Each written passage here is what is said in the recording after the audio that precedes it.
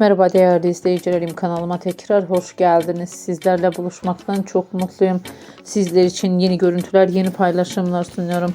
Paylaşımlarım Yağmur Öztürk ve Erkan çiftinden olacak. Birbirine yakışan çifte kumruların güzel görüntülerle mutlu paylaşımlarını sizler için sunuyorum. Umarım beğenirsiniz. Benden bu kadar. Hoşça kalın. Sağlıcakla kalın arkadaşlar.